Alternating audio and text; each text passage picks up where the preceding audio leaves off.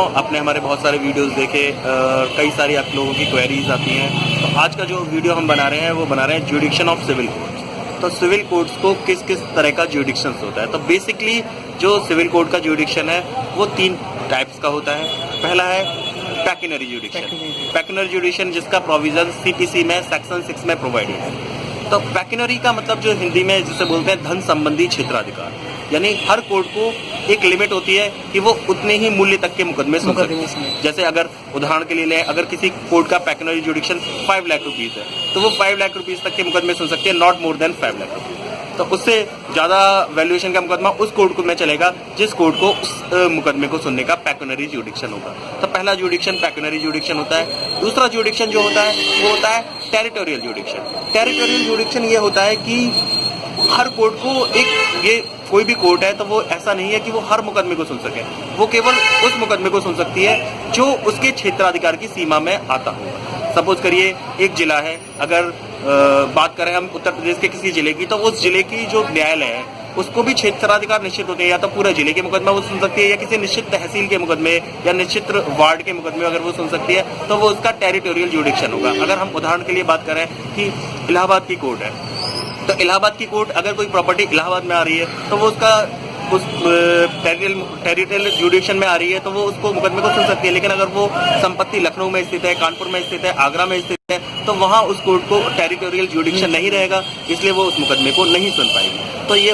हुआ टेरिटोरियल ज्यूडिक्शन। तीसरा जो ज्यूडिक्शन होता है वो होता है सब्जेक्ट मैटर ज्यूडिक्शन। हर कोर्ट जैसे सिविल में जो बेसिकली कोर्ट होती है, एक तो होती है सिविल कोर्ट, दूसरी कोर्ट होती है small cause court. Small cause court के लिए एक सेपरेट एक्ट बनाए स्मॉल कॉज कोर्ट एक्ट। वो 2 तरह के होते हैं, प्रोविंशियल स्मॉल कॉज कोर्ट भी एक्ट भी है, एक presidency small cause court act है।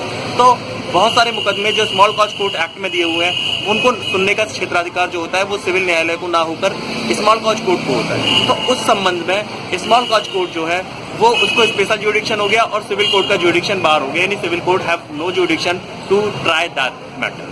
इसके अलावा अगर किसी निश्चित मैटर के लिए कोई निश्चित न्यायालय बना दिया गया है तो वहाँ सिविल कोर्ट का ज्यूडिक्शन जो है वो बाहर हो जाएगा। जैसे सपोज करिए बहुत सारे हमारे उत्तर प्रदेश या अन्य राज्यों में न्यायालय बना दी गई है और मोस्टली अब सभी जिलों में फैमिली कोर्ट की स्थापना कर दी गई है, फैमिली कोर्ट। तो फैमिली कोर्ट का ज्यूडिक्शन जो फैमिली कोर्ट एक्ट 1984 है उससे गवर्न होता है, यानी कुछ निश्चित मैटर दिए हुए हैं वो फैमिली कोर्ट, चाहे वो सिविल के हों या क्रिमिनल के हों। सिविल में जैसे सेक्शन 13, सेक्शन 9 इनके मुकदमे होते हैं, या गार्जियनशिप का है, कस्टडी का है, माइनर का मुकदमा है, वो सारे फैमिली कोर्ट में चलते हैं। साथ में क्रिमिनल में 125 के मुकदमे जो होते हैं वो फैमिली कोर्ट में चलते हैं। तो जो सेक्शन 13 का मुकदमा है वो सिविल मैटर का मुकदमा है, सिविल मुकदमा है। तो जिस जनपद में फैमिली कोर्ट की स्थापना हो जाती है तो वहाँ सिविल कोर्ट का ज्यूडिक्शन बाहर हो जाता है कि सिविल कोर्ट वो मुकदमा नहीं सुन सकती है। लेकिन जहाँ फैमिली कोर्ट नहीं है वहाँ सिविल कोर्ट को ज्यूडिक्शन रहता है कि वो उस सेक्शन 13 का या सेक्शन 9 का, हिंदू मैरिज एक्ट का या फैमिली संबंधित अन्य सिविल बात सुन सकता है। तो इस प्रकार ये 3 ज्यूडिक्शन हुए।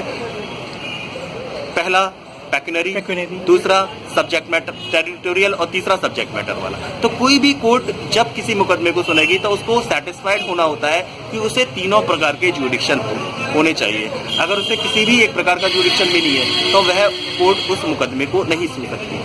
अब ये तो हुई पहली बात।